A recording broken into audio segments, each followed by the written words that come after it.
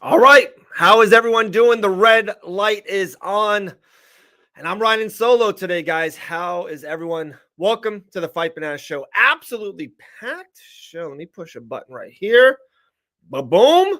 I know. Noelle Dawson today. We will miss her for sure. I've made her do a couple of these solo ones, so it's only right that I will as well. But guys, you can see at the bottom, Dakota Bush coming in around 8 minutes from now. Malcolm Wellmaker stole UFC Atlanta. Maybe Usman, maybe Rose, but Mr. Wellmaker at 130. Our guy, Thad Jean, PFL superstar in the welterweight championship match. He defeated Jason Jackson on Thursday night in Nashville. And of course, Fight Banana's own Gillian Robertson at 2. So we're packed, guys. Packed show. It's going to be fun. And yeah, we'll do the thing. 2 minutes. I'm going to answer. I did a Fight Bananas myself. We did our story on Instagram. Follow me at that Dave Van Auken. Also, Fight Bananas official. I did like a Ask Me Anything. There's some cool questions, some weird, crazy questions. I had 4 questions I think are fun. So I'm going to get into those literally in 2 minutes. But before we get going, I'm going to go backwards a little bit, guys. I don't know if you guys seen it yet. Friday was amazing. Friday, we did our first kind of like a UFC card break live. We did it at the Dawson's house, a nice central location down there in Coconut Creek, Florida.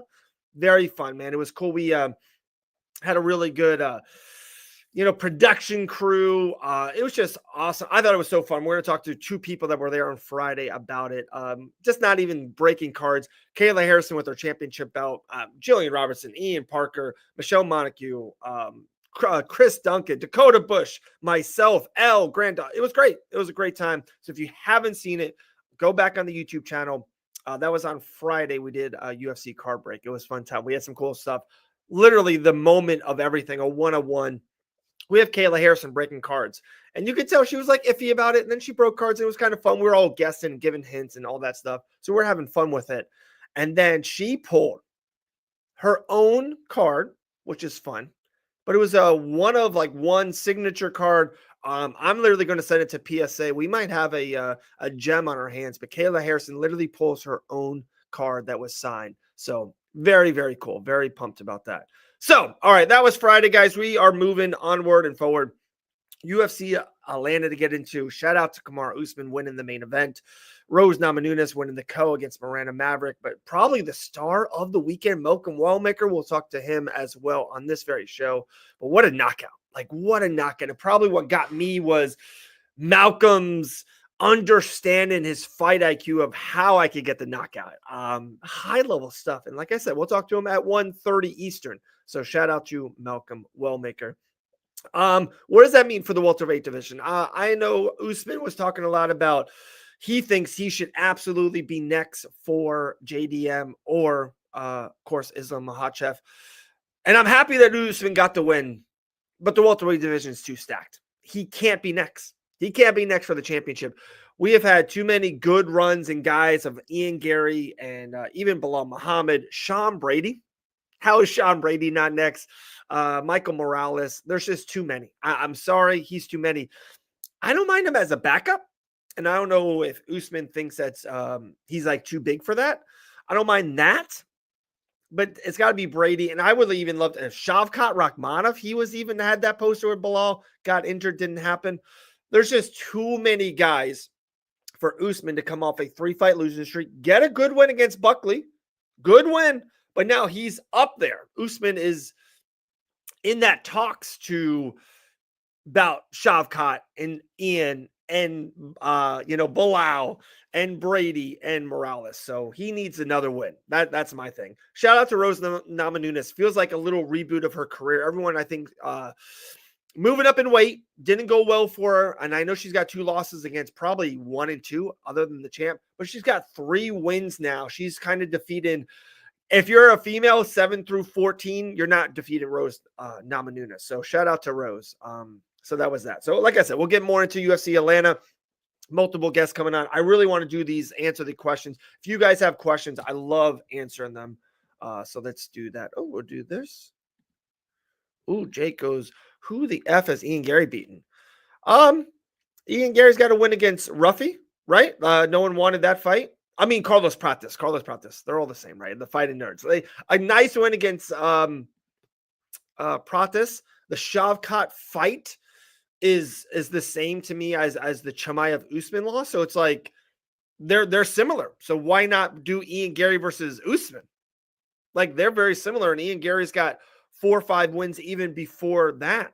That's what I would say. I would say I don't think Ian Gary's next by any means. To me, it should be Sean Brady or Shavkat. Like we got multiple guys, and God forbid if if Islam and JDM, a lot there. But all right, let me answer these questions, guys. We put it on IG. Like I said, I love answering this stuff. A couple crazy ones, like always, but I think these are 4 good ones. From the fans, we put it on our IG story, Fight Bananas Official, and I will answer them now. First one was, they asked me, they go, David, what is your all-time favorite fight? So, of course, I get these early, and I kind of even have the answer. So one fight I want to say is, it's not it, but it's second or third or fourth, but no one ever talks about this fight, and I think I just wanted to give it some light real quick on this show. Mark Hunt versus Bigfoot Silva.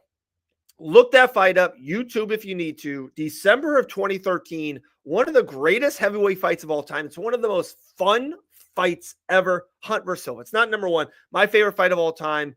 It has a lot to do with what the times were. We were in desperate COVID times. No one was at the apex. My favorite fight of all time is Dustin the Diamond Poirier versus Dan Hooker.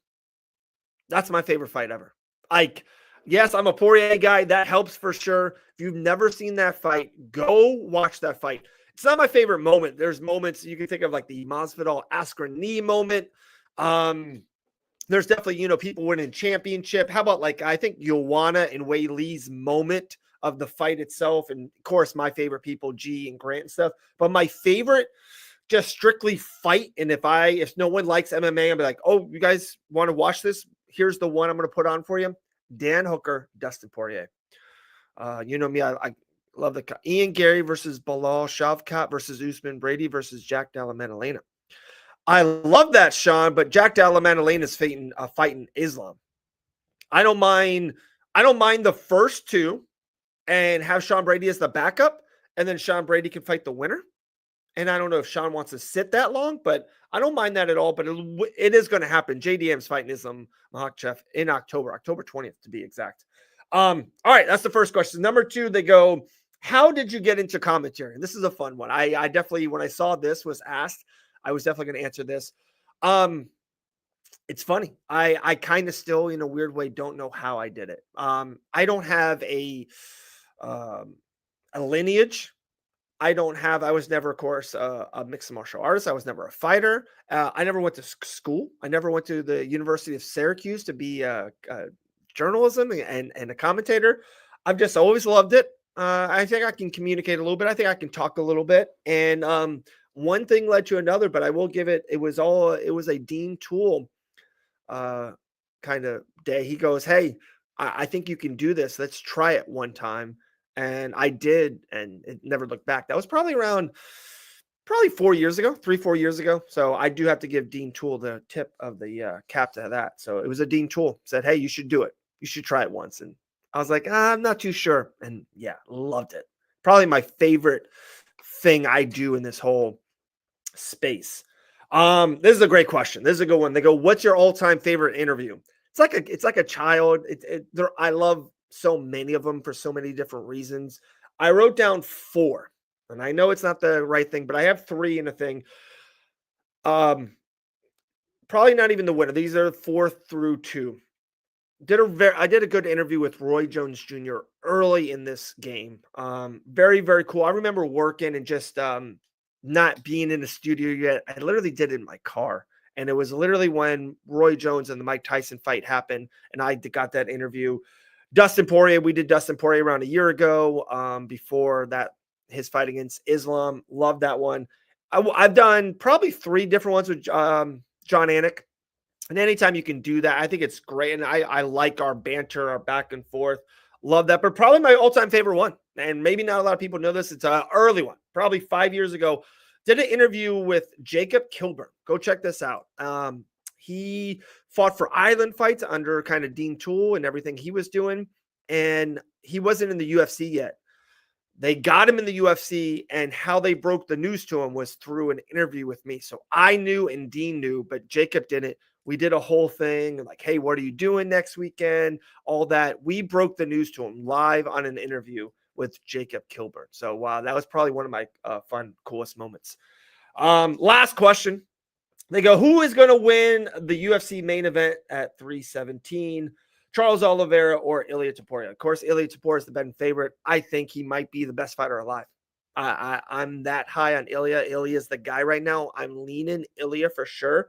But I will say this. It's one of those things you have to see it to believe it one time. Ilia moving up is a big thing. It is a big thing. I know he will be stronger and have more power. I get that, but this is the first time Ilia will be getting hit by bigger guys. And, I think it's a big thing, him moving up. I just want to see it. I'm picking Ilia, but I hear a lot of people that, I'm ready to bet the house on it. I wouldn't do that. I'm picking Ilia, but if he already fought as a lightweight before and I felt okay about it, or I think he did at Jai Herbert, right? Didn't go great for him. He won, but Jai Herbert put him on his butt. I just have to see it to believe it. So I'm picking Ilia, but I'm not 1,000,000% on it. Let's just say that. So, and look at that. Perfect timing. There's the questions on IG.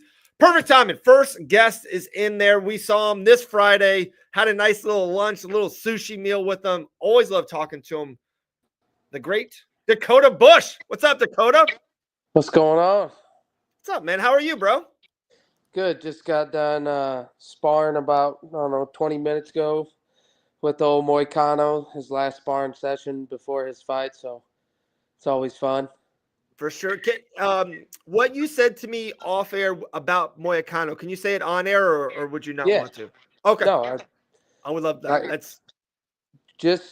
It's amazing to see, at the high level, guys are always getting better, but like the growth that he's made from last camp to this camp is just, it's wild to see. You see it usually in the younger, like Right. the amateur guys or early on pro guys when they make big leaps and bounds in their game, but this guy just keeps getting better, and it's scary, man. Like I just don't see how camp to camp how much better someone at that level gets. It's awesome to watch and be a part of. For sure. And I think that's why probably betting on mixed martial arts, especially UFC fights, especially high-level UFC fights. Buckley was the big favorite this Saturday over Usman. It's so tough because you never know where people are going up and down. It's kind of even hard. You say even a veteran like Moicano, how he's still going up. And then also sometimes we talked about this on air and off air, how crazy it is just about matchups. You really sometimes don't know how a guy feels or how a jab comes. And sometimes another fighter be like, no, I see that jab perfectly. But maybe you or another one be like, no, that jab's destroying me right now. You just never know. Yeah, that's the biggest thing. When you get in front of someone actually and their range, their timing, their distance, it's all different until you get in front of them. And yeah. And sometimes, it's not your night. Everyone has those days in training when you show up and you don't feel like being there. Nothing's going your way. And unfortunately, sometimes that happens on fight night as well. It's crazy you say that because for a baseball pitcher, they pitch 4 days. A quarterback, they go back the next Sunday. You guys fight 2-3 times a year. So it's like just a bad night, bad weekend. It's 6 months sometimes before you can kind of get that back. Great question real quick here on Coach Mike. He goes, what part of his game is he getting better at? Everything. His striking's reaching another level. Everyone knows his grappling's, the highest, one of the highest in the division. But his wrestling is getting so much better as well. Like the guy is just phenomenal from top to bottom, and I'm excited to be a part of this camp. I'm excited to be out there in his corner for this fight.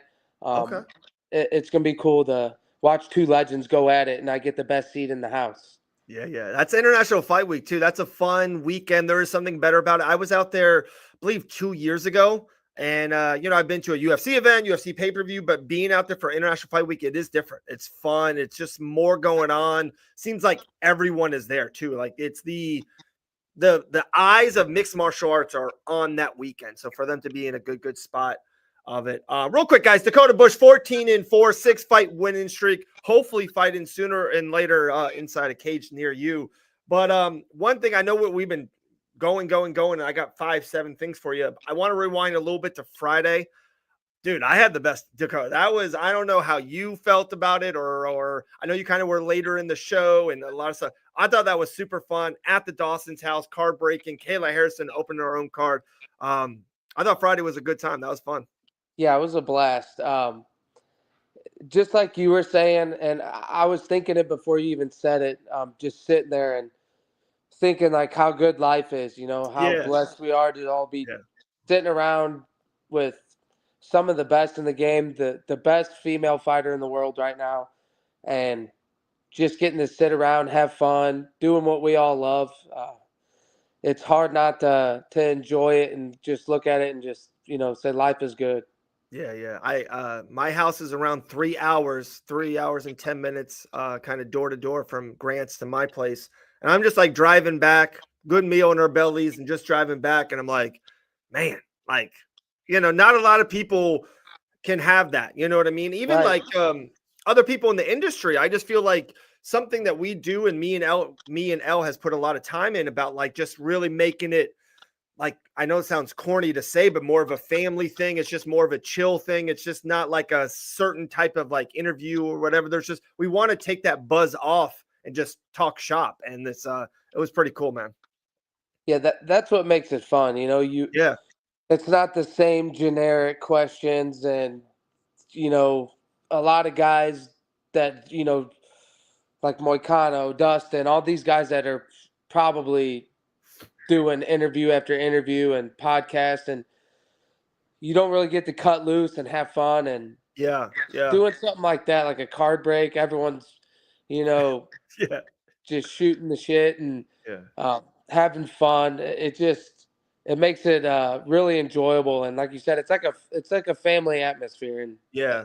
I really love it.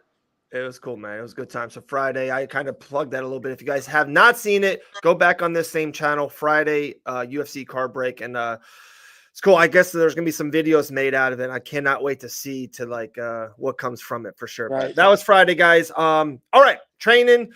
How's everything in your world? I know you're itching to get back in there. Everything that we hear, we feel like you're one away from the UFC. Maybe even passed on different opportunities to wait for this dream of the UFC and get back in there and prove what you can really do. Is that kind of where you're at right now? Is anything brewing? What's kind of on your plate exactly? Yeah, exactly. We're trying to get in just get something scheduled. End of July, August, anytime in there. Just waiting for that call to come up. I'm ready to step in for short notice whenever. I'm in the gym every day, sparring with the best every day. It's hard not to get better here, especially like the rounds I'm doing, the guys I go with every day. I'm with the top 15 guy every single day, and it's elevated my game so much. So anybody that they call for the UFC short notice, I feel super comfortable and confident that even on short notice that I can go in there and have a great performance. So Right. They're probably not as good as what you're doing on Tuesdays. You know what I mean? Right. Like they're probably like you're not going to fight Moicano, right? So it's that's what you're almost doing. It's whoever that opponent X is. You do it weekly, and now it's funny. I've always wanted to ask you this and never did. Do you?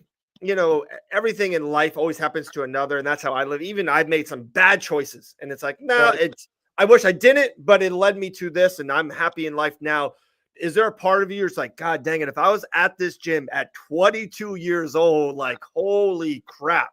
But yeah, and myself at 22, I wasn't ready to be at this gym, like ooh, okay. I don't think I would have grown as much as I am at the point when I got here. Yeah. I would definitely be a way better fighter, I believe, if I would have been here at 22. But like you said, everything leads to the next door for you. And Yeah. when the next door opens, I've been, lucky enough to pick the right one to go through. And being here is like you said, there's nothing like it. Um, it's just amazing. Like I said, the guys I get to go with daily, and knowing that, you know, I wish I wouldn't have gotten the UFC when I did. You know, I wish I'd have been here for that to happen. But Right.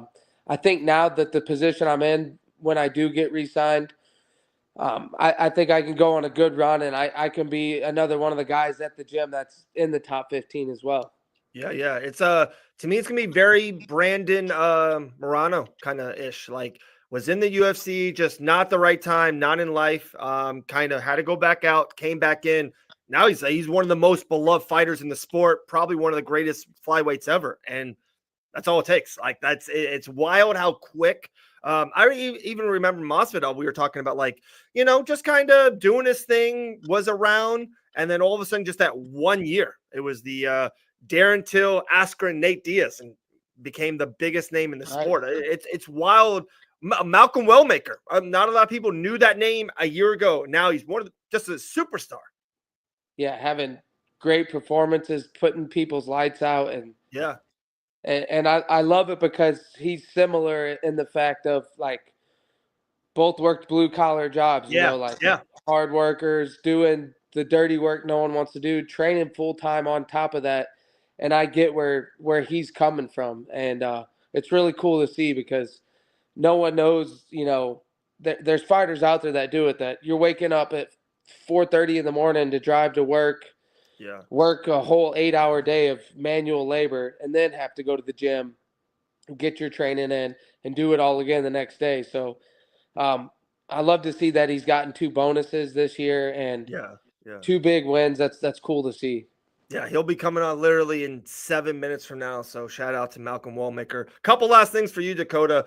We mentioned Dustin Poirier's name, his last dance. We talked some about Dustin, some off-air stuff, but it's crazy. Just this fight coming up. We're around like 6 weeks, 7 weeks away, somewhere in that range in New Orleans. By the way, are you going, or do you know if you're a part of that camp as well, like Moicano, or not yet? I spar Dustin at least once a week, Yeah. and I'm definitely going to go down. I won't be in his corner. He's always Okay. got his corner set, but I'm going to go down and hang out, go to the fight, and unless I get something scheduled, within True. the short time, True. True. But I plan on being there and just seeing just greatness. Yeah. It stinks to watch him, walk away. I hate to see it, but I get it. It takes a lot out of you, especially when you have kids and the dude's just he's one of the greatest to ever do it, and it's going to be awesome to see him go out, with a great fight with Max. I know, man. We made a post a couple of days ago, and it's like it's so true, and I'm not even joking about it. If there's people in my circle or family members that I know really doesn't like the UFC or doesn't get it or just not into it yet, it's like come over to we'll probably do a watch along. We're gonna the Van Auckens and Dawsons are gonna maybe try to be there in New Orleans. We're still figuring that stuff out. Maybe we'll get a little Airbnb. We got Dakota Bush in the third bedroom. Life's good. Right. This is the fight, like just for them to see probably the story, see the countdown to it, to see how they fought before, see how much even Max is beloved. Like he's not going to get booed in New Orleans, and I think that's kind of cool. He's going to get massive cheered. Dustin will just get cheered more. I think it'll be just a more of a respect thing than even cheer. It's going to be just an iconic scene, moment, and then fight. It's if you have a friend that's not an MMA guy yet, take him to that. Yeah, that's the fight you want to watch. You get those big fights sometimes that you're like, oh, there's no way this could be a flop, like the Francis Ngannou and Derek Lewis fight they had. Yeah. One of the worst fights ever. Everyone thought that was going to be fireworks, and they just respected each other too much. This fight will not have that. There's zero chance of these guys not going out there and ready to die for it. These two are the best to ever do it, and it's super fun to watch as a fan. Not even rooting for Dustin. Just being a fan of both of the guys. it's going to be fireworks. And like you said, this is the fight to watch. If you've never watched a UFC event, this is definitely one of them you want to tune in for. And I think both men respect the other one so much that they will bring out the best in the other one. Like there's no way, like you said, there's gonna be born if somehow it's not going right or something. Both men will do the point to each other. I don't know. Like imagine if they do that. Honestly, if they just Max does the point, Dustin does it back, and like they just go 2 minutes in round one. I cannot wait for the fight, the moment, the whole thing. We mentioned Kayla Harrison about Friday about her being on the live watch along. She wins the Bantamweight World Championship, exciting fashion. And just like I said, I think I said on the broadcast, like couldn't have went any better. The communication and honestly how negative of an outlook people had on Juliana Pena also helps. Donald Trump being there also helps. Like it was a perfect Kayla storm. Talk about that and also her just being back at the gym and what that does to the gym. I know it's an individual sport and I totally get it. And there's nothing more individual than being in a lock cage against another man, same weight, same dimensions. But it's got to be good mojo and momentum for the gym to her bring that title back and be like, come on, who's next? Who's next? Let's go. Right. That's exactly what it does too. And Dan said that the other day, like, hey guys, we still got room for more belts. Like, yeah. That's not it. And Kayla's such a big energy in the gym. Like, she is like the team captain. You know, she's very vocal. She's always there, leading by example, and she makes sure people are holding themselves accountable as well as herself. Like, she was in the gym yesterday training. She's in there today drilling. Right after I got done sparring, she's there's a reason why she's in the position she's in, and it's amazing to watch someone who's so disciplined. Like, her weight cuts are very brutal, very tough, and the discipline she holds for 10, 12 weeks to have to make the weight it's so cool to watch. It makes you just such a fan of her as a person, as a fighter, as a mother. You know, it couldn't have happened to a better person and who's more deserving than her. The weight cut's brutal. I don't understand why, even if it is her or Amanda, and I get the 135, and I get she's the champion. I totally understand that part of it. And if someone just says that line, I get it. I lose the debate. But it would be so much better for Kayla and her body.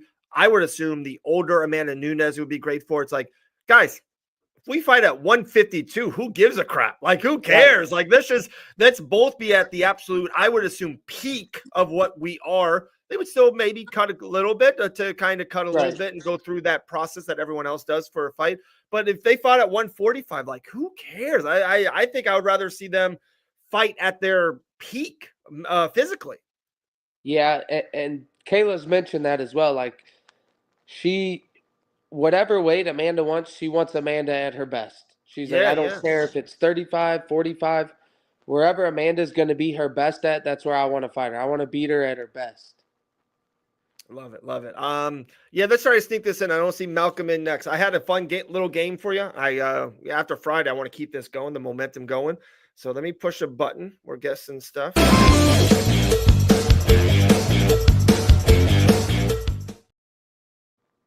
All right, I didn't even tell you about this, Dakota. That's my fault as a host. I miss Elle dearly. That's who I need a second hand. But what we're going to do, we're 10 questions, yes or no answers. I have a fighter's name on the back of this card right here. You need to try to figure out that fighter by just guessing and asking something that I can say yes or no to. Okay. You got it? You feel good about it? Yep. All right, here we go. 10 questions. You lead. All right. Is it a male fighter? Yes. Are they in the top 15? Yes. Are they a lightweight? No. Okay. Are they a welterweight? No.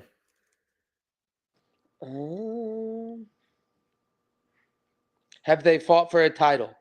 Yes. Okay. That's 5 down, 5 to go. All right. Is it a flyweight? No. Okay. Is it a heavyweight? No, very close though. To give you one Okay. little hint, close All to right. a So heavyweight.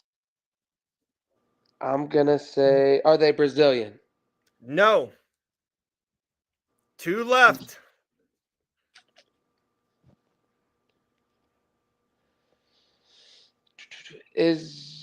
Let's see. Do they train in Las Vegas? Wow, that's a great question. I know he has. I'm trying to think of his spot. I feel like he's a Chicago guy. Am I might be No, no, no, no. He's I know he's been in Vegas. He's a smaller gym, I believe in the southeast. I'm butchering this one. It's not an ATT guy, not a California guy. Okay. Got one left. I'll give you a major hint. Major hint. You might see him this Saturday. That's where I was going with it. Is it Jamal Hill? Look at this. Look at this. The last guess, Jamal There we Hill. go. Am I right? Doesn't he like train? I think I know he trains at a smaller gym. Yeah, smaller gym. I believe it's like I don't know. I thought the Michigan, Minnesota, some Michigan maybe somewhere. Michigan. He's a Michigan Yeah. guy. Yep. I wanted to say Yeah. Chicago, but I knew he went out there to Vegas a couple of times. He used to do some Right. podcasting out there. I remember him going out there, but he's not a Vegas guy. He's not a Aljo. You know what I mean? Or so. Right. Crazy. There you go. Well, awesome. Look at this. One hardworking, amazing fighter comes, and we got another one coming in the chat in a second. Dakota, man, appreciate you. Appreciate your time. I know it was on short notice, and we'll do it again soon. All right, brother? Yes, sir. I appreciate it, Dave. All right, man. Later, Dakota. There you go. I'll 14-4, see ya. Dakota Bush. All right. I told you guys, coming in UFC Atlanta. I know Usman won the main event and Rose Namajunas win the co, but I don't think anyone had a better weekend than this guy. 2-0 now in the UFC. 2 first-round knockouts as well. One of the best smiles in the business. Malcolm Wellmaker. My man, how are you? Man, I'm doing fantastic, brother. Life is very, very good for me right now. All right, man. I love that so much for you. It's I remember talking to you at Icon Fighting Championship in Savannah, Georgia, and then a couple times in between, and just seeing the rise. I absolutely love it, admire it from afar. So pumped for you, man. I love how life's going for you. Thank you, brother. Yeah, that was quite a while ago, man. But that was where it all started. Yeah, for sure, for sure. My first thing off the rip, and it was great, and us interacting. You're like, Dave, no ill will, but I got so much going on. Can you talk to someone first to make this happen? I see you on every show this week. I literally just saw you at Anik. I'm seeing you at Eric. You're with everyone, my man. Do you love that this side of it? Talking with everyone, name getting bigger, everyone trying to get some Malcolm Wellmaker. Absolutely, man. My management can tell you, but I turn down nothing unless I have to. You know what I mean? I love getting on, telling my story, man. I love meeting these people because at the end of the day, these guys are people I've seen for years and just wish to have the opportunity to talk to. So just having the opportunity to sit down with these guys, tell my story, and meet them is incredible in itself. That's very cool, man. Very cool. And a great story it is. Dakota Bush, it was funny. He didn't even know, I don't think that you were on the show, but he even mentioned your name because he's a hardworking blue collar guy, wakes up at 5 a.m. just to kind of get in there. He feels he's 14-4. He was in the UFC. He feels like he's this close of getting back in and loved your performance. He was like, man, I love watching people like that because he feels in that same vein. How's everything now? You're a full-time, mixed martial artist. You wake up every day with a smile. And have you seen a jump in your fight game that this is all you do and you're spending more time on it, maybe watching film or maybe just even relaxing the body, even just not working? Do you feel your body feeling better on the MMA side of things?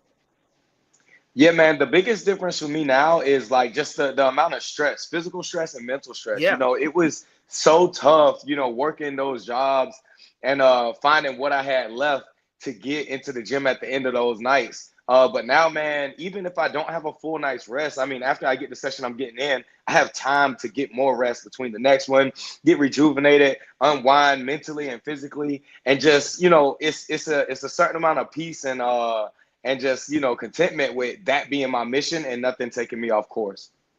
I love it. I love it. They talked about it even on that show. They said you called your shot for Atlanta.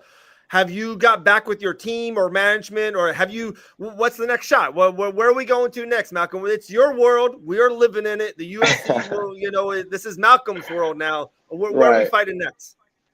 I don't know, but I will tell you, my manager asked me immediately after the fight, he was like, "Are you healthy? Are you good? Any injuries?" I was like, "Bro, I'm good. I can fight tomorrow." He was like, "You sure?" I said, "Yeah," and he went to his home doing this. So I don't know.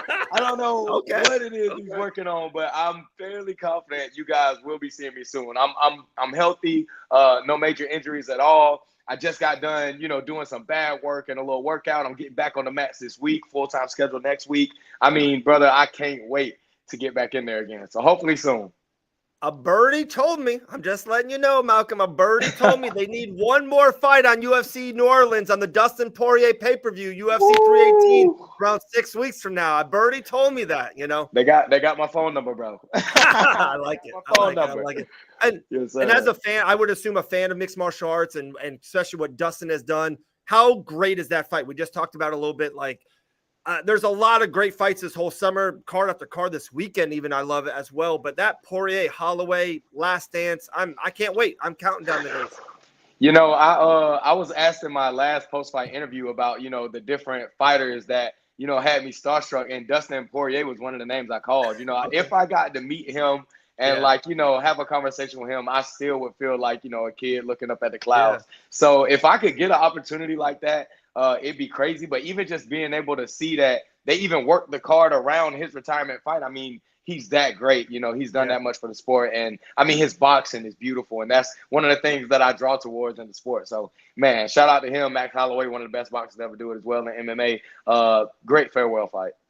For sure. And imagine, like I said, a Wellmaker knockout on that card. So it's like, they do those bonuses. You're the nickname that, we might have to switch out the nickname sooner or later, something with bonus involved in it. Something. We're working on it. We're working on it. I feel that. I feel that. That's right, brother. With the merch, where can people find your shirts? Where can we buy Wellmaker merch? Yeah, so I have a merch company. Me and my really close friend, Dill, it's called Grizzly Fight Co. Links in my bio on Instagram. If you click it, the very first button says shop now. That's where we put all our merch. We did a 404 Atlanta themed specific release for the fight I just had. It's a great shirt. Got my face on it. Got a billboard with 404. This was the release before. Everything that we put out is stuff that I fall in love with and I wear personally. Yeah. So if you want some Malcolm the Machine Wellmaker merch, grizzlyfightco.com, brother. We got you. We're going to cut that up. We'll make that into a little video. We'll sell some merch for sure. We'll buy a couple here. And guys, if you sub the YouTube channel, we're going to buy at least 2-3 shirts of Malcolm. We'll send them right to you guys. Sub the YouTube channel, give us a like, and we'll send you the shirt. Just tell us what size you need.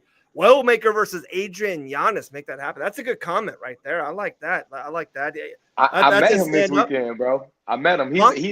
I met Adrian Yanez this weekend. Okay. It was me and Cameron Smotherman was walking to the weigh-ins, and both of us was, we was depleted. And Adrian Yanez offered me a Jolly Rancher, bro. Awesome guy, man. He's cool as can be. That was my first time meeting him, man. And I watched him coming up. I watched his knockouts. I think he's a great fighter. Exciting fight for sure. That's a fun one. This past Friday, right before your guys' show on Saturday, we had a massive show on Fight Bananas live show. We had Kayla Harrison on it. Everything went live. All these fighters, Malcolm, all they do, they don't eat Jolly Ranchers. They're all in Zins. Are you a Zin guy? Is that a thing? No, sir. No, I've never really. American Top Team, they're hooked on it. They're hooked on it. No, I've heard good things about them. I heard Peloton even do them. You know what I mean? Yeah. So it's popular, but I've never messed with them, man. I'm living as clean as can be. Good for you. Yes, all right. Merab Dvalishvili just defeated Sugar Sean O'Malley. Your weight division, he's the dominant champion in it. I love this because you're on this. You know what I mean? You're on that rise. Is that someone you kind of want him to maintain this, run, be this one of the best bantamweight or best ever bantamweight champion ever, and then for you in 15, 18 months to get there? Is that something you kind of even look into a little bit, or is it too far out there right now?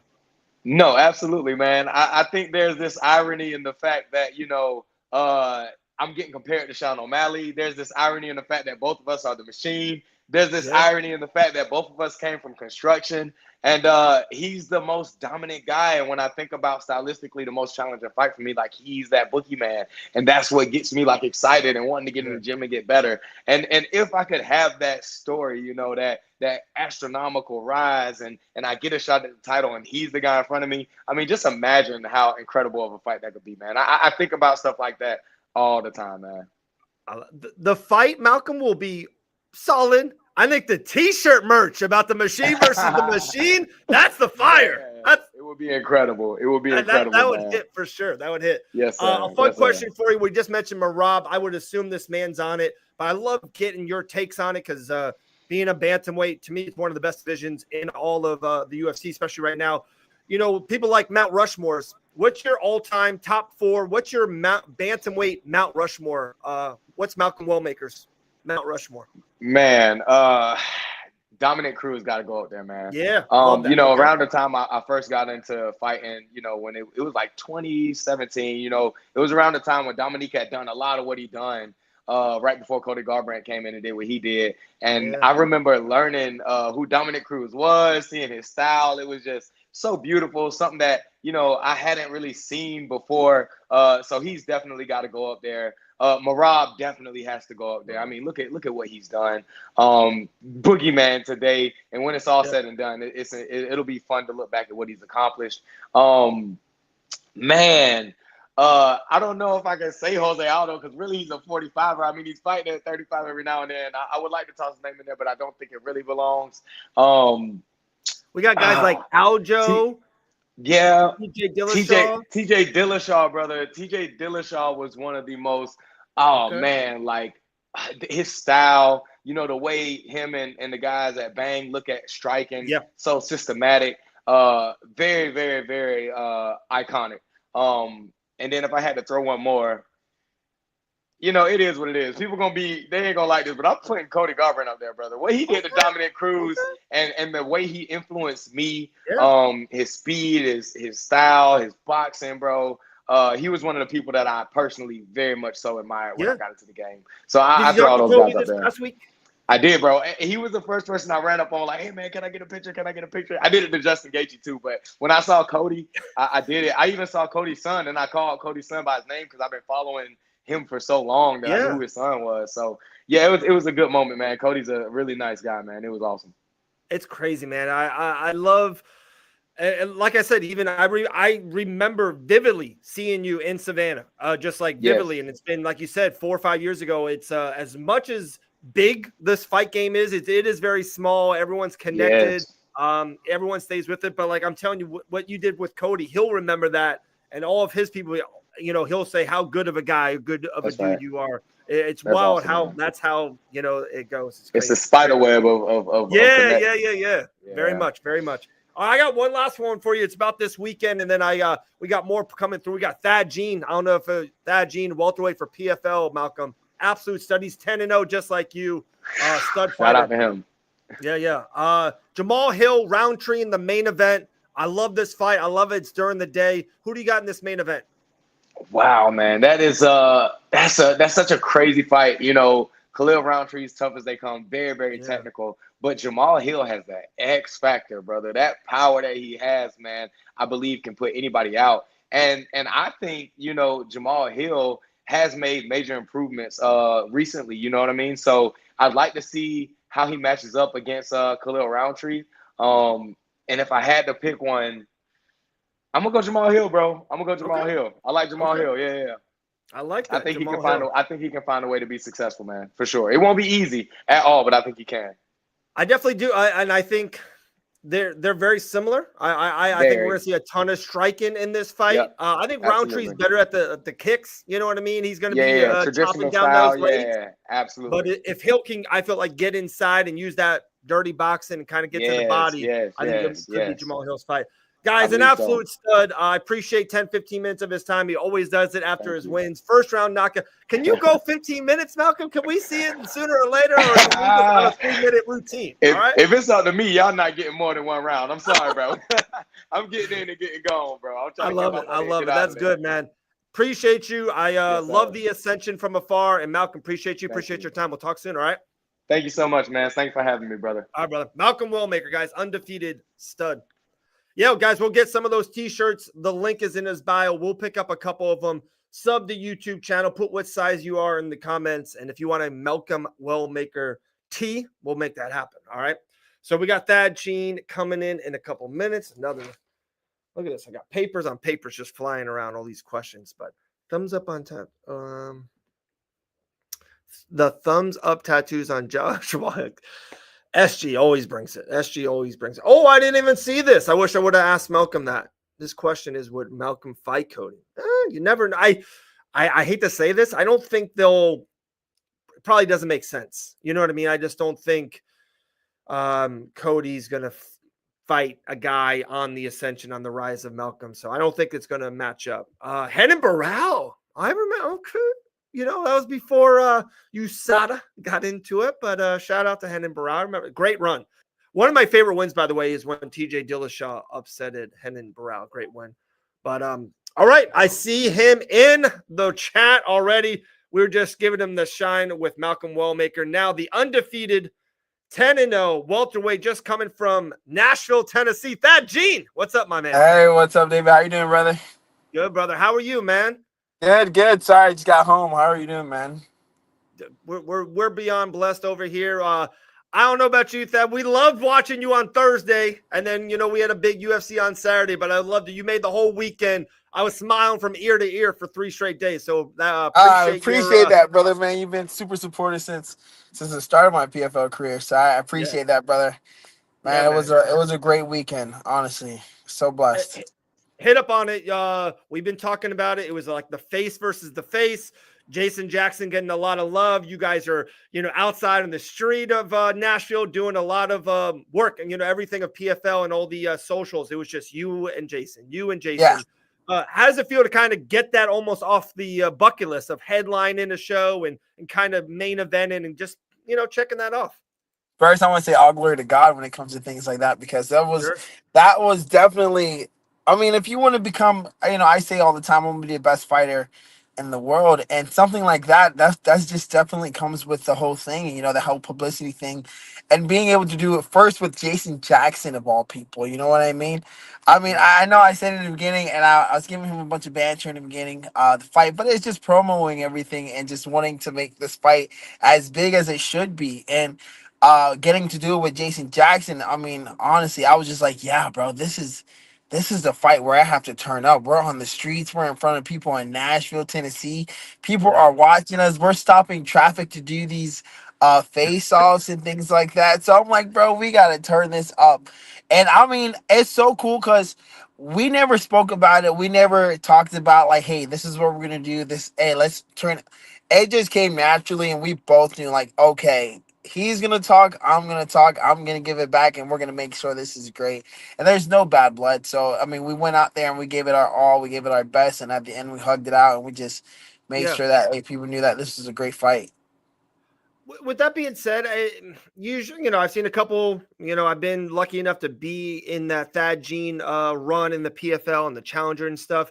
And this was different. This was a little bit more talk before the fight. Is it something that you thought about doing or not doing, or just whatever happened, be very organic? Is it something in the future that you were like, okay, some of it I liked, some of it I didn't? What did you learn anything from kind of going through that process? Honestly, it was something that I knew I was going to do, that I was going to be before it all started at the beginning of the year. Again, like I said, it was more towards the beginning of the year when they said that. When I thought that I was not going to be in the tournament, that point right there, I was like, damn, I feel disrespected. I'm like, fuck that. I'm like, excuse my language.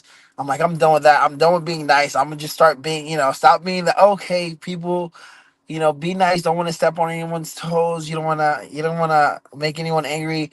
I was like, bro, forget that. Be yourself. Who cares? Be as confident as you are. Be that guy. Be Thad. Be the silverback. Be who you are, bro. We know who you are. If you're going to go out there at the end of the day and fight and win, then who cares what everybody says? And who cares what everybody else thinks? So, being able to go out there and just talk the way I wanted to talk the way I felt, like the way that I felt, it felt more natural to me. And it was just a good time. So I mean, it was something that I already established once in the beginning of the tournament, once they said that I was going to be more of an alternate, and I was like, you know what, fuck that. Excuse my language again. Forget that. I'm going to be the silverback. I'm going to be as confident as I usually am. I'm going to make sure it portrays in the way I speak. I love it. I love it. I just saw you posted about it probably an hour or two ago on your socials. By the way, follow our guy Thad Jean on IG. Great socials. Man, that picture of looks like I think it was, if I remember right, because I was in that building last year for Nashville. If it wasn't for my son's basketball game, I was going to be there this year as well. But Nice. I think it was the media room. Let me know if I'm wrong, or maybe it was backstage. But it was you and the whole family and all your friends. It was this beautiful picture, Thad. It was like 50 of you guys in Nashville. What does that mean? What does that mean? Not even just to win, but to have that support live in Nashville, Tennessee. Oh, it's beyond blessed, bro. Beyond blessed. The Silverback Nation. And you know what? And just going towards my talk, the Silverback Nation hears my talk, and they don't hear that someone being cocky and, oh, this guy's being arrogant. No, they know it's full well that this guy works hard, and this is the guy we want to get behind. And this guy talking trash is not just him talking trash. He's talking what he means. And that Silverback Nation, they have full faith in what I'm doing and what I believe in. And to see them come out, fly out, and just be there by my side every fight and continuously growing is just it's such a cool thing to see, honestly, man. And I'm so grateful that they're always there. Like how you said, they were. I wasn't even in that picture that you're talking about. I know exactly what picture you're talking about, where there's a bunch of when they have the flag up and everything. Yeah, I actually wasn't even in that picture. I was in the back taking medicals, and Eric, one of the PRs, actually took it for me. Took it for them, and he just sent that to me. I was like, wow, this is amazing. Yeah. And so I was like, I had to post this picture with the collage. So definitely just soaking it in that, man, this is only still just the beginning, and the love that I have now is just such a blessing that will continue to come in as the career grows, man. For sure. Fast turnaround on this one. All right, so we win Jason Jackson. Yeah. Real quick. Split decision goes to the judges, and I don't want to talk a lot about it, but I just want to know this one question. In your soul, in your heart, did you know what the verdict was? In my soul, in my heart, I knew I was going to win, but I did not know it was going to be a 30-27. Okay. I believed I just watched the fight again. I would say round 2 is up for toss. Okay, I'm a warrior. I'm a man of God, so I won't take any glory from nobody. But round 2 was up for toss. You can give it back and forth. There was no action, but round 1 was mine. Round 3 was mine.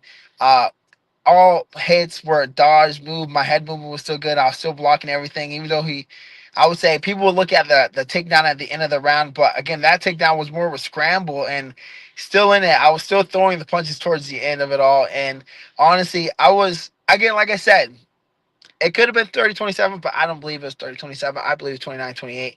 Okay. It went to my side. I mean, personally, again, I'm not the judge, but that's how I felt it went. I mean, I feel like I won round 1 and 3 for sure.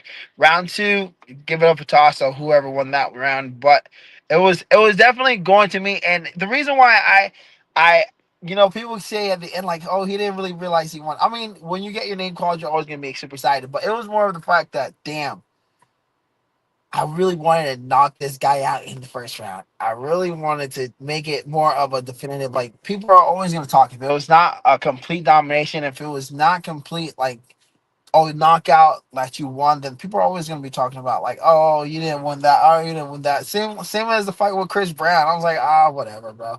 People are always going to be like that. So I'm just like, you know what? And to play devil's advocate, that, and you probably don't want to hear this, to be honest, but I've always been a supporter of you, just be brutally honest.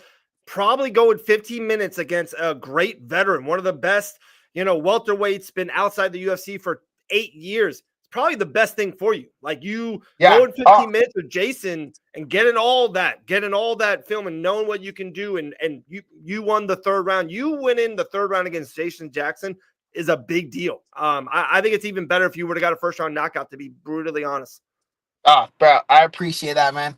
Honestly, man, that it shows that I can go toe to toe with someone who's been 2-time world champion and former huge promotions like Bellator, and then after the cross of the Bellator versus PFL, that I can go toe to toe for all 3 rounds and still come out on top. Where one of the judges were scoring, it was 30-27, where it looks like I won all, where he says I won all 3 rounds. So it was like, damn, hey, look, this is what the silverback can do. But at the same time, I knocked him down in the first round. He didn't knock me down. He even come close to knocking me down. He had to rely on his wrestling, where every time wrestling every time I got up, I got up every time. It was not like I settled and it was like a definitive takedown and he did damage. No, every time he took me down, I got right back up and it was right back to the scramble, and then we go off on a break, and I'd always do the damage on a break. So it was a good test to my willpower and skill set.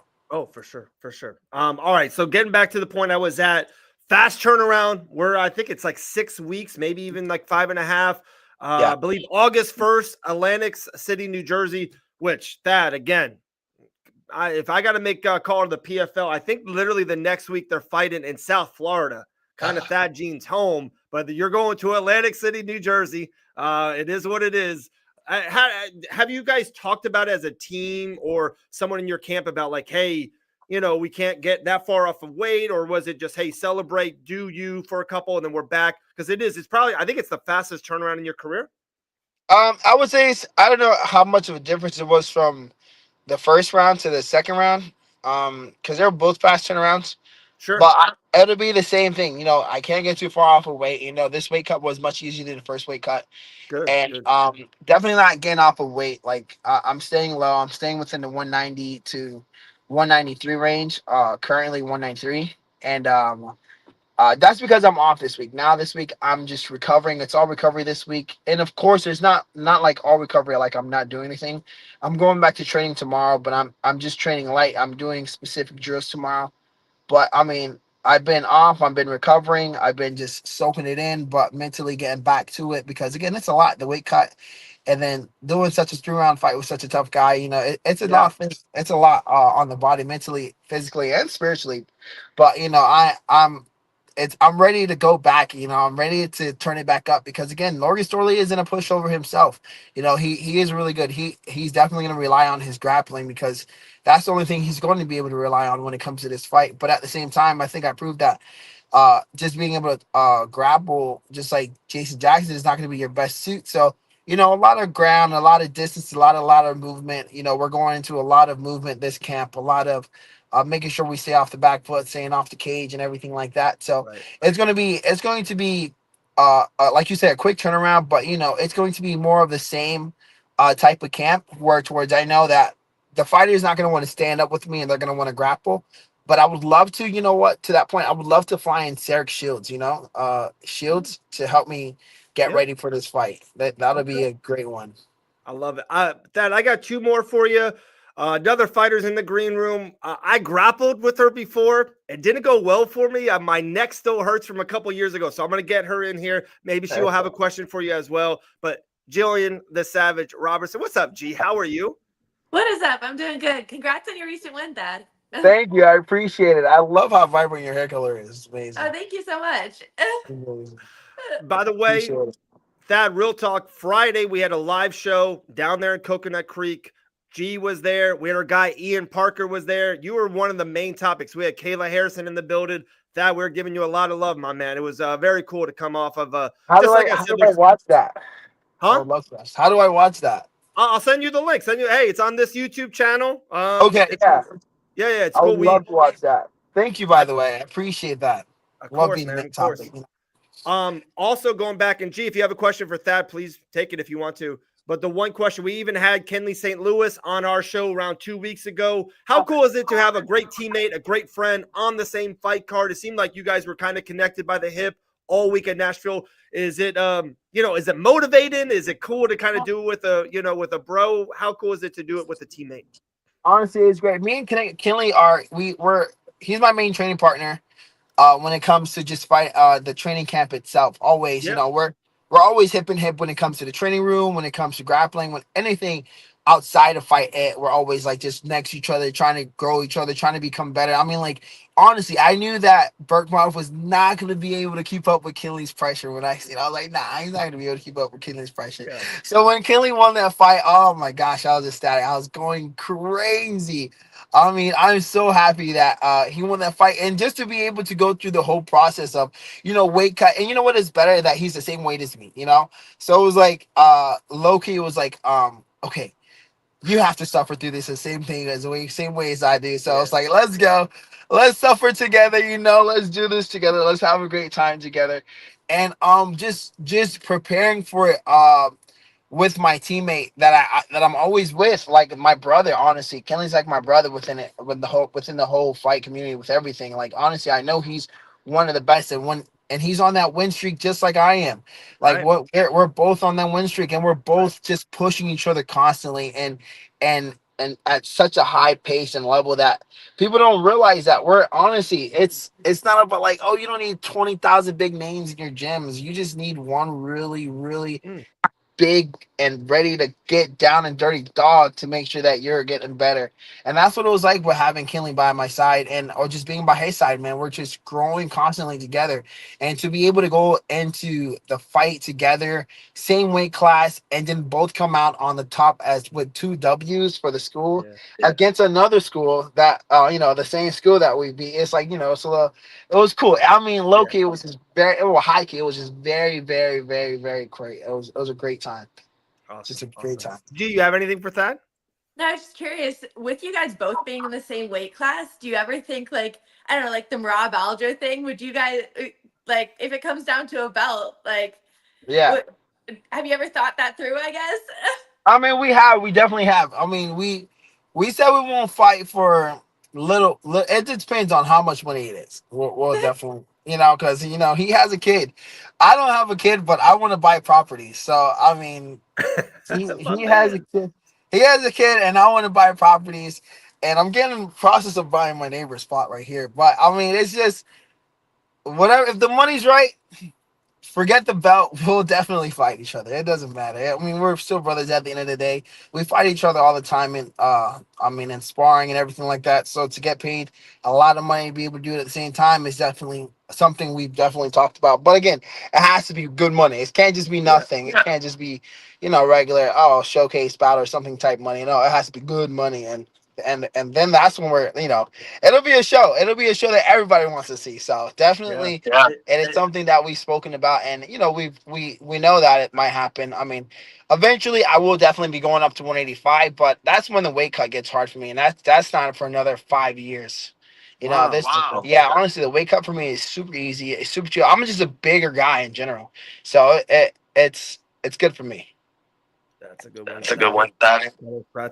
Dude, I don't wish injury on anyone, but this is storybook. It's something happens to Logan. They look at St. Louis's win streak. We got the championship on the line. But like I said, I hope you guys don't, to be brutally honest, just to kind of keep that kinhood, brotherhood. Sometimes, and I know what you're saying, and I respect that a lot about the kid and everything. But I hope you guys can somehow dance around that and never come to blows, if that makes sense. Honestly, there's so many welterweights in the world.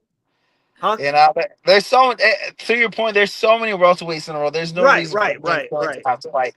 And there's something were to happen to Magomed. I'm not Magomed, but Sterling. I think Magomed would be the one to take over. The Omotov. I honestly think, I don't know why, but I've been thinking, like, I don't know if I get like these feelings, and I'm like, I don't know. Of course there's just feelings, but everyone gets them. I'm like, I don't know if I'm gonna go against Sterling. So I've been looking at Magomed Omotov a lot. And thinking that maybe they're gonna make me go against him, but we'll see. I'm ready for everybody. Hey, if that happens, that's a great clip. If that happens in 2-3 weeks, I got one last thing for you that we'll let you run.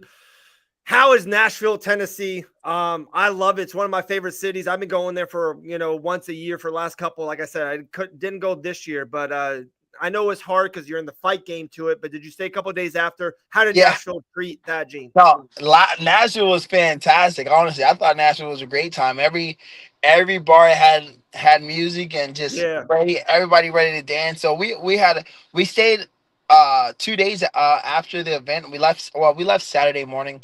We stayed Friday night, and we had a Friday the whole day. We just had a good time. We went out. We got boots.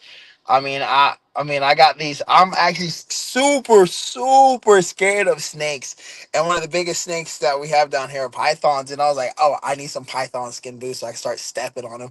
So I got some python skin boots, and I was just, we were just out there just having a great time. The entire night was great. I mean, we didn't get home until like, I can't even tell you. It was just a time. Now it was Nashville was a great time. Honestly, I would definitely go back.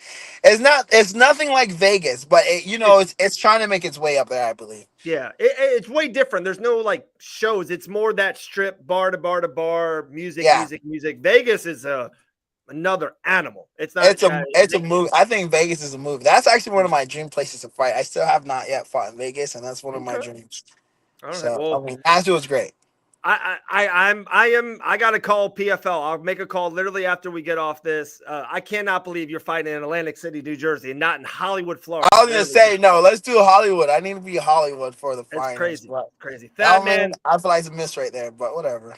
It's a miss. It's a miss for sure. But you don't miss. Undefeated welterweight, 10-0 in the welterweight championship, August 1st. PFL coming soon. Mr. Thad Jean, the Silverback. Appreciate you like always, brother. Thank you so much. Thank you, brother. Appreciate both of you. I hope you both have a great day. I'm gonna watch that clip. I want to watch that. So it's on the YouTube channel. So yes, sir. I appreciate you guys. Let's have another one of these after I'm 11-0 and the champion. I like it. Appreciate you, Thad. Thank you so much. Yeah, have a great day. Bye. Absolute stud. Absolute stud. Talking about a stud to a stud. What's up, G? How are you? I'm doing good. How are you doing? Doing good. I saw you in there. I couldn't have you long in there. Have you ever? Because both you guys are South Florida people. Have you kind of crossed paths with Thad before, or not really? It's so funny because I feel like I've known of him for years at this point. Like I don't know, like people I know that might fight him, or people that are going to train with him, or like I don't think we've ever been in the same room together, as far as I know. I'm like, but I've just we grew up on the scene together, essentially. Yeah. I'm like, Florida MMA is a small world, so I've known who he was for a long time. I just don't know if we've ever actually been in the same room, trained together. Okay, we got to make that happen. We'll do. Everyone a part of that watch along has hit me up, talked to me, texted me. They not watch along like the card break. We got to do another one soon. So maybe we'll invite that. Maybe we can make that happen. That'd be cool. Seems like every other person in Florida is an MMA fighter. Close, very close, very close. Pretty There's a much. lot of them. Yeah, there's a lot. We talked to Dakota Bush earlier too. Give me a minute or 30 seconds on your thing on Friday. How crazy the Kayla Harrison pulling her own card. What was something different or fun about the show on Friday that maybe people don't know, or what was your take on it? I don't know. It was just a good time all around. Obviously, I think the stars of the show were the Dawson's dogs. How good are those pictures, G? How good are those pictures? Oh, they're amazing. I'm like, I'm telling you, I'm like, those dogs were just made for like camera. They're ready in every shot. They're perfect. So I'm like, that was the highlight of the day for me. Obviously, Kayla Harrison pulling her own signed card, a little bit unreal. But one of one. It's a one of one. It's insane. Yeah, like what are the odds? Yeah. I do think I'm actually this is way nerdy for you. You send it into a company and they like plaque it in a way and it's like more valuable. I think I'm going to do that for that card. It's like it's expensive and you can't do that to like normal cards, but this is like a special card. So I think I'm going to send that in to get it like plaqued in a way. It's going to be cool. Yeah, I think you have to with that one. Yeah, I do. All right, let's kind of get into some of it. Of course, I watch Sunday Morning Brew every Sunday with Gillian and Elle. By the way, I miss the crap out of Miss Elle Dawson all day. It's been an hour and 10 minutes, just me. So I definitely miss some Elle. I got like 5-6 things for you. It can be a minute or 5. You take it away, G. Let's start with dirty boxing down there as well in South Florida. You got Jesse Jess winning, calling out Paige Van Zandt. You got a lot of stuff happening there. What do you think of dirty boxing? Oh, yeah. An absolutely crazy event. Just with that rule set, I think it's like set up to be that way. A lot of knockouts, a lot of violence, always in each other's faces. And obviously, like Justin just had a great performance after, makes a huge call out. I think that is the match to make. I don't see any like they were talking about maybe doing it for a belt, maybe not. I think the way to do it is for the belt. I think that makes the perfect first dirty boxing female belt with Paige VanZant and Jessica Rose Clark. Like, I don't see any other better way to do it. I totally agree. And I think, you ready for this one? Jessica Rose Clark, like, that's perfect for her. Like, that's up her alley. It's it's very Muay Thai-ish. You can strike with elbows and stuff. And she was never the best grappler, ground game fighter. Like, that's, some people find a thing and they just run with it, like how Mike Perry did in Bare Knuckle FC. I think this is great for Jessica. I really do. I think it's like a nice little niche for her. Oh, yeah, I think it just in general in martial arts, there's so many cool like rule sets popping up now where people are able to find their own niches, like with karate combat, with dirty boxing, with bare knuckle boxing. Even with the jiu-jitsu, I feel like you're seeing more options with like the combat jiu-jitsu, or there is a UFC BJJ that's now on. I was just going to ask you that. Like, how cool is that, G? Like, we've been talking for a long time. And like, I feel like, like during COVID times, like you were doing the Chael Sonnen thing and you kind of did a couple different grappling events. And I'm like, gee, I feel like there's something there. Like, I feel like there's a lot of money out there, and it didn't happen. It was kind of went away for a couple years. Now with this, I feel like it can come back. Like, even you, if it's off of, a UFC fight camp, or you never know, in 7-8 years to kind of just maintain and kind of keep that competitive juices going, you might be like, dude, you and something like that is gold. Oh yeah, but also like how I just said, on like how everybody's finding their own little niches. I feel like my niche I'm finding is MMA now, where I really am just falling into being a mixed martial artist as a whole, where I don't see myself as just a jujitsu girl anymore. And I don't know, it's a completely different world to me, where I don't feel as comfortable in just straight jujitsu without being able to throw strikes anymore, just because I feel like my game is so primarily molded for MMA at this point. I like that. I feel confident in just hearing you right now, G. I feel confident. Did you like that little video I sent you about the jits class? That gym is perfect, right? It's so cool. Oh yeah, that's absolutely awesome. And I'm like, I'm just waiting to see whenever you're getting you're tying your white belt on, I know. I think it might happen soon. They absolutely love it. Both of my boys. It was just gonna be for one boy, and then the other kid saw it. He's like, "Oh, I want to do this." And like, we were just going 1 day a week. Now we're going 2 days a week already. Like, they can't get enough of it. They love it, G. Love it. Oh, that's exactly how I started. I was like 2 days a week, I think, to start, then 4 days, then twice a day, every day. Like, just keeps on adding up. It does into a full-timer like yourself.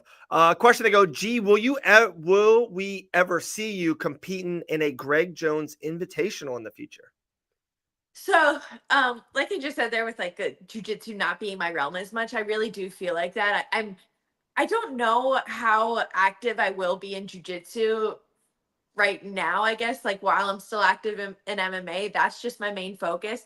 I'm willing to compete against other MMA girls, but girls who compete, who just focus on nogi and just focus on jiu-jitsu, it's just such a world that I'm unfamiliar with at this point. It's almost, I guess I'm a little bit nervous to do it, honestly. When I go into a world of like heel hooks and things like that, where it's just, you don't really see them in MMA as much because they're typically defended with punching to the face, where I'm like, I'd rather go into an MMA fight and take a couple stitches, maybe, like take a couple punches, take a couple cuts, and I'll be recovered in less than a month, than go into a jiu-jitsu match and get heel hooked and tear my ACL, and now I'm out for a year or two. So I'm like, right now, jiu-jitsu, it is just like scary to me in that way, where I don't have enough knowledge on the new game of the leg locks. Right. And like you said, I remember you always saying it evolves like so quickly, month by month, year by year. These leg locks that some of these jits people are doing are incredible. So DBX is 1, 2. Did you check out PFL on Thursday night, or not really? Yeah, I definitely saw some, not all the fights, some fights here and there. Yeah. And, it was a great event top to bottom, honestly. I really feel like it held up, where and I was definitely team Thad. Jason Jackson being the veteran he is, you have to like give that to him going into that fight. You were always expecting, oh, like he's going to be able to be a vet, but Thad was able to really just go out there and show that he's ready for these big challenges. He's ready for these big opportunities and big moments. And I was just super impressed by his performance. I did. And I don't know if you were in the green room when I said this but he wasn't happy that he got a finish. And I'm like, I love that. And that's literally the main thing that I attracted to you at the beginning was like, you're such a great finisher. And I'm like, oh, love it. I'm a Savage fan. Right. But I go, dude, I really think that him fighting Jason for 15 minutes was the best thing for his career and himself going forward. Because when you have that, like when you get in a dark place, he could have a great round against Logan in round 1 and then just get mollywopped by wrestling in round 2 and go bad. But he kind of has that in the back of his head. It's like, oh, I've done this. I've had a 15-minute war with a good veteran, an ex-Bellator champion, and win. I think that's so important to kind of have that in the back of your pocket for sure. It's always good experience for you. For sure. Coach Mike, do you bring a BJJ specialist to help you in that area, or are you strictly training with MMA partners? Good question.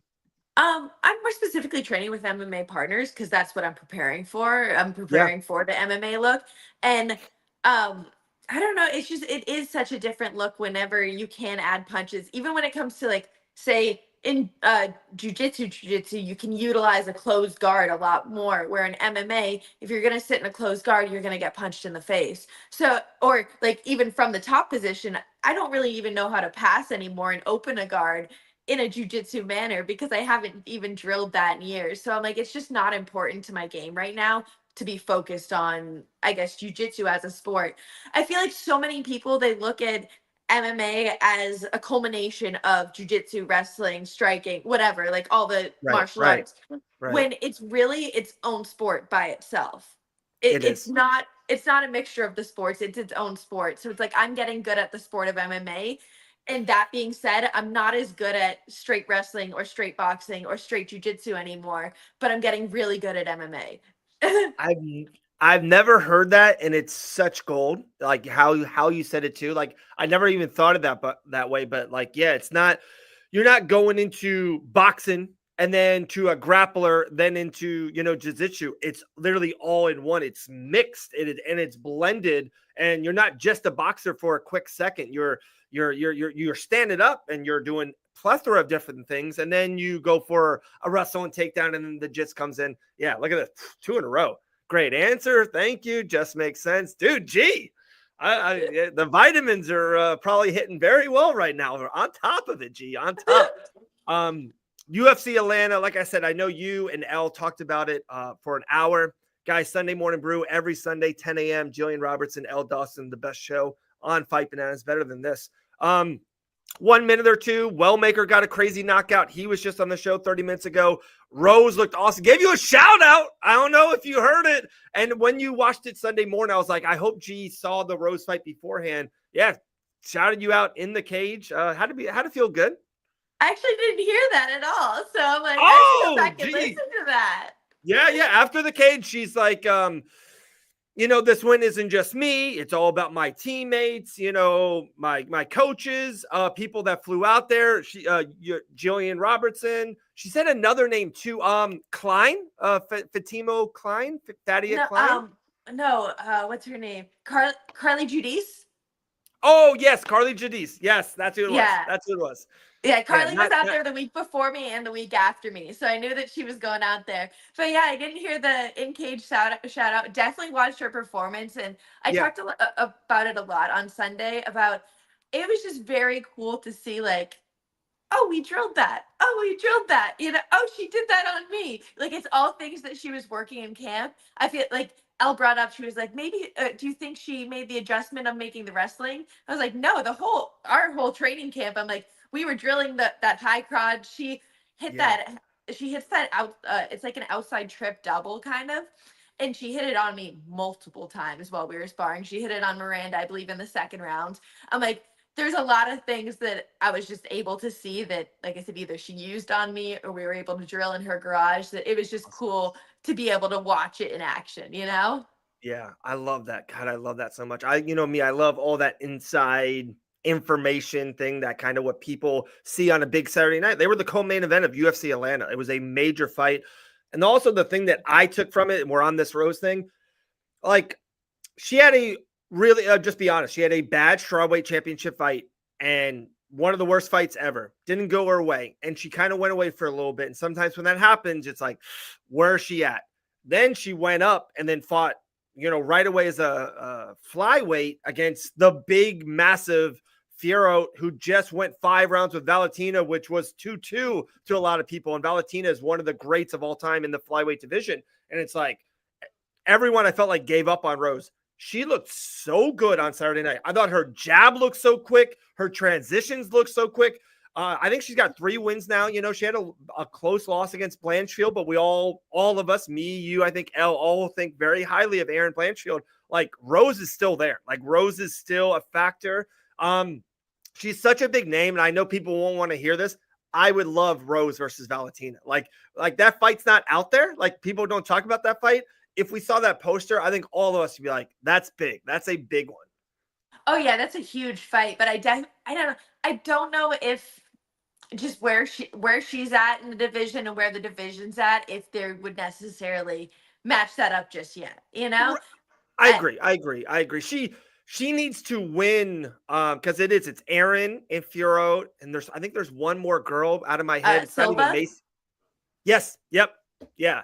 I hate to say it. I hope it's Erin and Valentina for the championship, and then maybe Rose versus Silva. And if Rose gets that win, she's there. She's in that spot. Oh yeah, no, that I saw somebody else throwing out the idea of Rose versus Alexa Grasso, because I believe she's still ranked above her currently right now too. I'm like, I just like the idea of that matchup. I think it would be an interesting one to watch. I got Rose Namajunas by 1,000,000 in that fight. Okay, I loved what I saw from Rose, and like kind of what you said, even some stuff on air or maybe some off air. I think, like I said, we did it to Usman. A lot of people gave up on Kamaru Usman. Oh, he's lost a couple in a row. He's a champion. He's older. We're done. And he absolutely dominated Buckley. Like it was just a domination. It's just those champions, and how hard it is to become a UFC world champion. Like those champions, you can't write off. They got there for a reason, for sure. Oh yeah, and I said. Oh, you go. You go. Well, I was just gonna say, like I said a couple weeks ago, working with Rose, I'm like, even there's some things where I'm like, okay, like say like jujitsu wise, I see her making an error, I see her doing something like this, but regardless, she's so good at staying defensively aware and creating scrambles when she needs to, just because she's been in these positions so many times.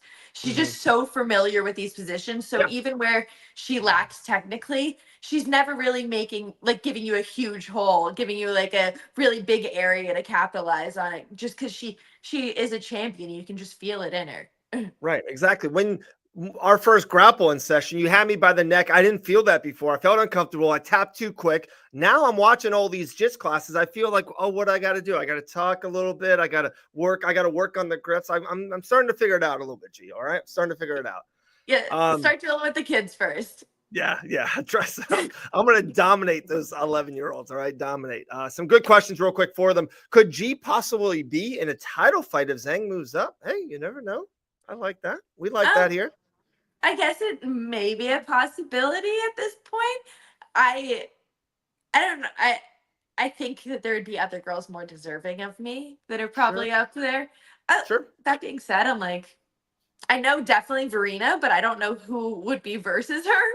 Yeah, I really don't either. I don't think Tatiana gets back in there. Maybe Dern? Does Dern get the title shot?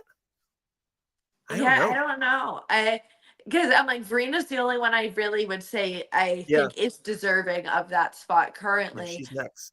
Yeah. So I'm like, I don't know. Maybe. But I think it's a little bit of a especially the dates work. You never know. Never know.